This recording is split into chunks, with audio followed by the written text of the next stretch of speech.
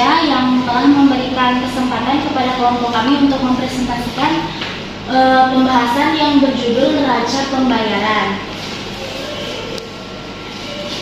Di sini kami akan mempresentasikan hasil kerja kami yang berjudul neraca pembayaran yang akan dijelaskan oleh saya sendiri, Rina Widyasari, dan rekan-rekan saya ada Rina Agustina dan juga Risa Aulia Angelika. Untuk pembahasan yang pertama akan dipaparkan oleh Rina Agustina. Kepada Rina Agustina, dipersilakan. Baik, terima kasih kepada moderator.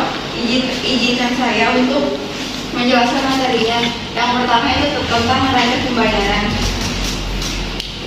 Neraca pembayaran merupakan suatu ikhtisar yang meringkas transaksi-transaksi antara penduduk suatu negara dengan penduduk negara lain selama jangka waktu tertentu, biasanya 1 tahun. Neraca pembayaran mencakup pembelian dan penjualan barang dan jasa hibah dari individu dan pemerintah asing, serta transaksi finansial. Umumnya, neraca pembayaran terbagi atas neraca transaksi berjalan dan neraca lalu lintas modal serta finansial dan item-item finansial.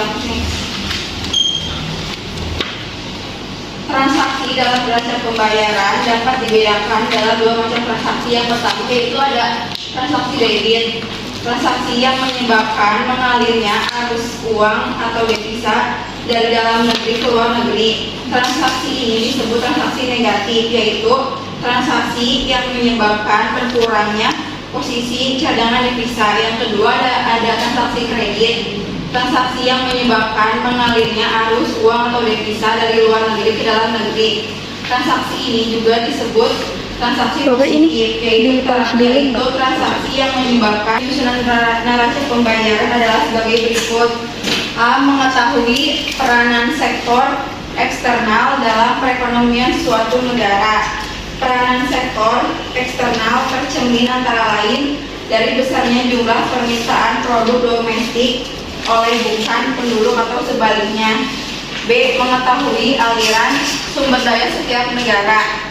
Berdasarkan neraca pembayaran dapat diketahui seberapa besar aliran sumber daya antara suatu negara dengan negara-negara lainnya, sehingga terlihat apakah negara tersebut merupakan pengekspor barang dan atau modal atau sebaliknya sebagai pengimpor barang atau modal. C. Mengetahui struktur ekonomi dan perdagangan suatu negara. Dengan mengamati perkembangan neraca pembayaran dapat diketahui pola umum kegiatan perekonomian suatu negara dalam berinteraksi dengan negara lain, seperti ketergantungan sumber pendapatan nasional dari hasil ekspor produk pertanian dan ketergantungan sumber pembiayaan investasi dari negara lain. Yang keempat, mengetahui permasalahan utang luar negeri suatu negara. Berdasarkan catatan transaksi modal dan keuangan di neraca pembayaran dapat diketahui seberapa jauh suatu negara dapat memenuhi anggaran devisa. Dengan memperhatikan surplus atau defisit neraca pembayaran pada tahun tertentu dapat diperlukan besarnya kebutuhan devisa untuk anggaran tahun berikutnya. Sekaligus dapat ditentukan besarnya pinjaman yang diperlukan. Yang ketujuh, dipergunakan sebagai sumber data penyusunan statistik pendapatan nasional. Statistik neraca pembayaran diperlukan dalam perhitungan pendapatan nasional, mengingat salah satu variabel pendapatan nasional adalah nilai ekspor impor barang. Nah, di sini ada cadangan negara atau official reserve account. Di sini mengukur perubahan-perubahan dalam cadangan internasional yang dimiliki oleh otoritas keuangan suatu negara. Hal ini mencerminkan surplus atau defisit transaksi-transaksi ekonomi neraca berjalan dan neraca modal suatu negara yang dihasilkan dengan cara mencari nilai selisih atau netting dari cadangan aset dan cadangan hutang. Cadangan devisa terdiri dari yang pertama cadangan internasional yang terdiri dari emas dan aset luar negeri yang dapat diperdagangkan. Yang kedua, peningkatan dalam tiap aset tercatat sebagai debit. Yang ketiga, penurunan cadangan aset tercatat sebagai kredit. kedua, sebagai alat untuk mengukur kondisi ekonomi yang terkait dengan perdagangan internasional dari suatu negara. Yang ketiga, sebagai alat untuk memperoleh informasi rinci terkait mengetahui struktur dan komposisi transaksi ekonomi internasional suatu negara. Yang ketiga, mengetahui mitra usaha suatu negara dalam hubungan ekonomi internasional. Yang keempat, mengetahui posisi keuangan internasional suatu negara. Melanjutkan pembacaan materi. Selanjutnya ada masalah dalam analisis neraca pembayaran. Seringkali mengabaikan antara transaksi internasional yang satu dengan yang lain, sehingga ketidakseimbangan dalam neraca pembayaran diasosiasikan dengan suatu transaksi saja tanpa melihat hubungan yang lainnya. Contoh investasi. Next. Selanjutnya ada arus modal asing. Besarnya arus modal masuk ke Indonesia sebagai akibat pertumbuhan perekonomian yang tetap terjaga dalam beberapa tahun terakhir harus dapat dimanfaatkan untuk mendanai. Saya juga yang telah menjelaskan materi yang tadi. Nah, karena kan materinya sudah habis, jadi sekarang sesi diskusi. Maka dipersilakan kepada teman-teman semua yang jika ada yang ingin dipertanyakan. Baik, sebelum ke acara diskusi, Bapak sedikit mengomentari apa yang disampaikan oleh teman kalian kelompok 7.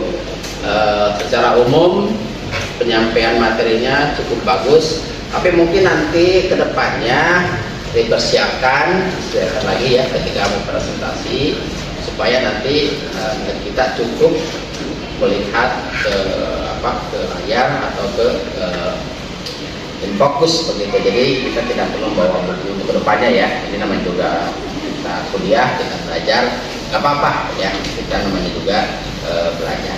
Jadi secara umum Bapak apresiasi bagus ya. Tentu saja mungkin kekurangannya yang perlu kelompok ini perhatikan dan juga semua kalian ya. Ketika Bapak bicara pada satu kelompok itu pada hakikatnya kepada kalian semua. Ya, kan itu silakan yang mau bertanya kita silakan langsung ke moderator. Ya, terima kasih. Sebutkan nama ya, Danim ya. Biasakan tangan ya. Silakan. Ya, silakan. Silakan berdiri ya. Nama, Nim.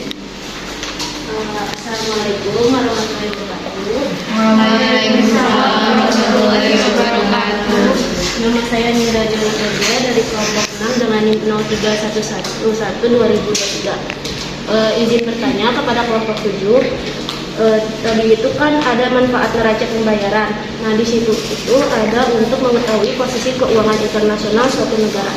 Nah, yang ingin saya tanyakan itu kalau misalkan di neraca pembayaran internasional itu masing-masing negara menuliskan nominal keuangannya itu pakai mata uang negaranya sendiri atau pakai dolar. Terima kasih. Dan jika ada yang ingin ditanyakan dari teman-teman yang lain, dipersilahkan. 3 pertanyaan dulu ya. Tadi pertama dari Linda, silakan yang kedua dan ketiganya. Silakan.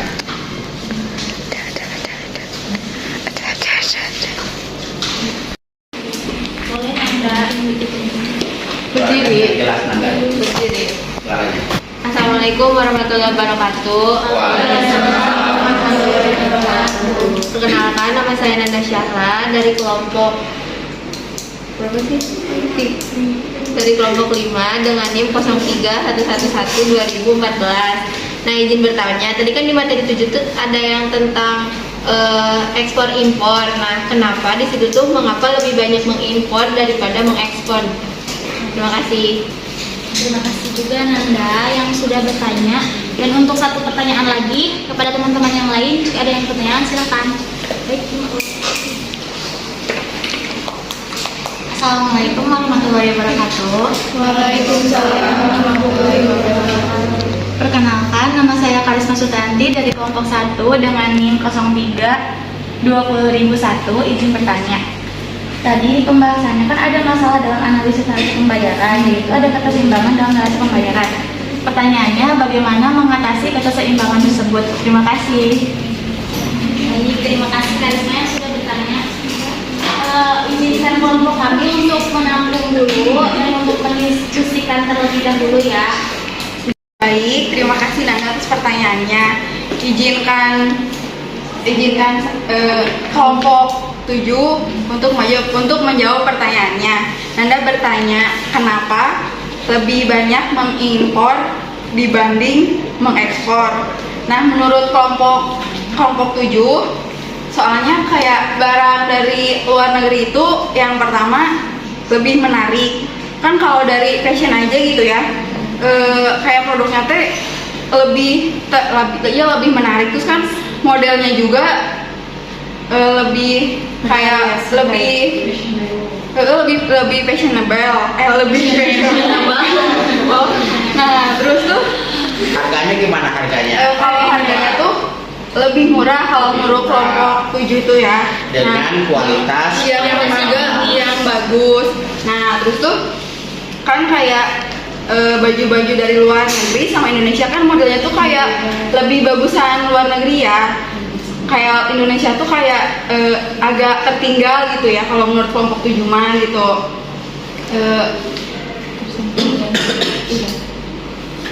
ya dari mode mungkin lebih menarik, Iya. dan dari pilihan corak, pilihan warna, pilihan ya mode itu lebih menarik. Kemudian juga bagi konsumen kita ini kan makhluk ekonomi, pasti mencari harga yang lebih murah. Gitu kan, kita kan pasti mencari harga yang lebih murah dengan kualitas minimal sama, apalagi kualitas yang lebih bagus. Itu yang karena kita konsumen pasti seperti itu ya, pada umumnya seperti itu. Bagaimana Nanda atas jawabannya? Puas atau tidak? Oh baik, sebelumnya terima kasih atas jawabannya. Ya udah puas. Terima kasih Nanda. Iya.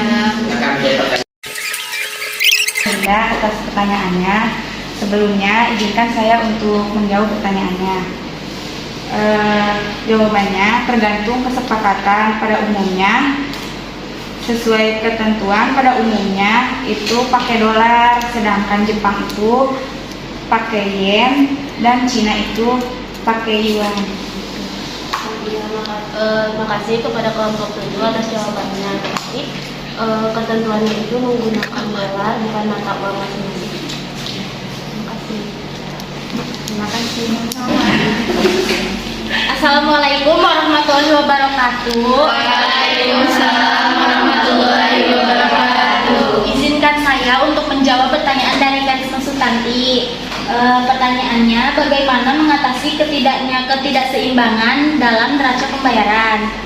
Nah, menurut kelompok kami, cara mengatasinya yaitu menerima bantuan dari negara lain yang akan menambah defisit neraca pembayaran. Padahal kebanyakan bantuan atau terutama dari negara maju berupa bantuan dalam bentuk uang yang dibelanjakan di dalam negeri ataupun bantuan terikat, yang artinya bantuan tersebut digunakan untuk membeli barang-barang yang dihasilkan oleh negara pemberi bantuan. Bagaimana Karisma jawabannya? Baik, terima kasih Rina dan kelompok 7 atas jawabannya. Izin mengkonfirmasi jawabannya ya. Jadi kita itu mendapatkan bantuan untuk mengatasi masalah tersebut. Baik, jawabannya sudah puas. Terima kasih. Sama-sama. Oke. Terima kasih kelompok 7 ya yang telah presentasi membawakan topik bab 11 ya. Jadi secara keseluruhan Bapak melihat penampilannya cukup tenang, kemudian cukup jelas, kemudian suaranya pun cukup lantang, dan kalian semua juga aktif dalam memberikan pertanyaan ya.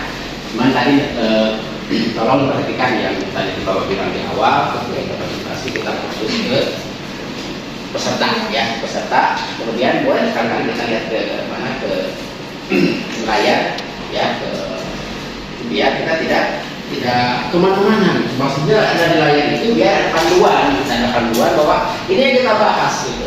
Karena kalau nggak ada panduan ini, biasanya kalau kita bilang kemana-mana begitu topik itu ada ya, seperti itu.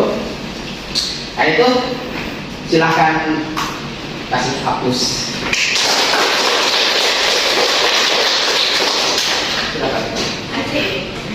Terima kasih kepada Bapak Dr. Jojo SPTMM yang telah memberikan kritik dan saran. Sekian saja dari kelompok kami penjelasannya. Mohon maaf bila ada kesalahan kata yang disengaja ataupun yang tidak disengaja. Wabillahi taufiq wal hidayah. Wassalamualaikum warahmatullahi wabarakatuh.